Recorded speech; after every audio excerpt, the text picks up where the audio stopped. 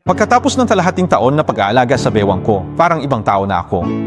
Maniniwala ka ba? Gaano man talubha ang iyong baywang, maumbok man ito o nakausli, basta't araw-araw mong ginagawa ang ehersisyong ito, may ibsan mo ang maraming sakit sa iyong baywang. Ang pinakamahalagang bagay ay ang pamamaraang ito ay napakasimple.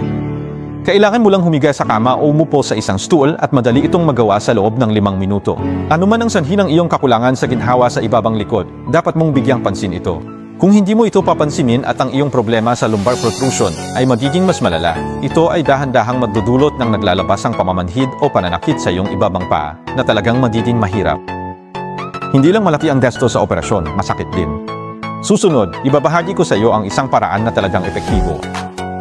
Marami sa aking kaibigan at pamilya na pabuti problema sa baywang pamamagitan nito at naibalik lumbar spine sa normal posisyon. Ito ay paraan makapagpahina at itama baywang. Dahilan bakit hindi komportable baywang ay maling postura sa pag-upo o hindi wastong paggamit nito sa pang-araw-araw na buhay, nagbabago normal physiological curvature baywang, hindi balancing pressure sa intervertebral disc, pag-umbok o pag-usli. Upang mapabuti ito ay talagang napakasimple. Kailangan lang nating i-relax ang tense na muscles sa ating baywang at hayaang bumalik ang lumbar spine sa normal na baluktot na posisyon. Nais kong ipaalala sa iyo dito na maraming mga nasa katanghaliang gulang at matatandang kaibigan ang gustong gumawa ng ganitong uri ng paggalaw ng pagpindot sa baywang o gawin ang ganitong uri ng paggalaw ng kaliwa at kanang pag-ikot. Sinasabi ko sa iyo, huwag mo nang ulitin dahil ang ating lumbar spine ay binubuo ng mga konektadong vertebral canal. Sa panahon ng proseso ng pagpindot at pagpihit, ang iyong kakulangan sa ginhawa sa ibabang likod ay maaaring lalong lumala. Bigyan mo ako ng isang libreng maliit na puso. Susunod, ibabahagi ko sa iyo ang pagkilos na ito ng walang pag-alinlangan. Una, kailangan mong maghanda ng waist lifter na partikular na ginagamit sa pag-unat at pagwawasto ng baywang. Inaayos namin ang taas nito sa halos 8 cm at pagkatapos ay inilalagay namin ito sa kama.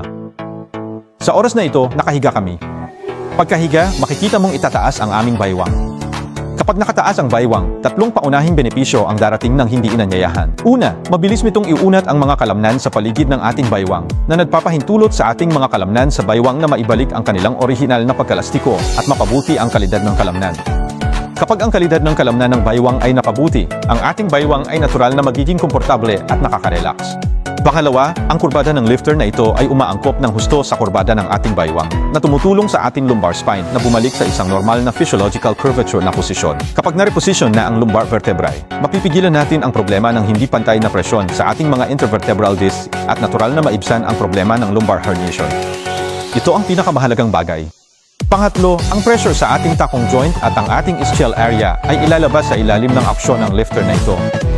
Sa oras na ito, madarama mo na ang iyong baywang ay napaka-komportable at maging ang iyong puwit ay magiging komportable. O kapag tayo ay nakaupo sa bahay, ito ay pareho. Inilalagay namin ito sa stuon ng ganito, pagkatapos ay umupo kami at pinustasan ito sa aming likod. Ganito din ba na push up ang baywang natin? Araw-araw, nakahiga kami sa bahay ng 5 minuto o nakaupo ng 5 minuto. Ito ang pinakadakilang ehersisyo at ang pinakamahusay na proteksyon para sa ating lumbar spine. Kung wala kang elevator na ito sa bahay at hindi mo alam kung saan ito bibilhin, maaari mong i-click ang aking avatar at ipasok ang aking window. Inihanda ko na ito para sa iyo. O maaari mong i-click ang aking avatar at ipasok ang aking live broadcast room. Ang parehong uri ng elevator ay ibinebenta ngayon.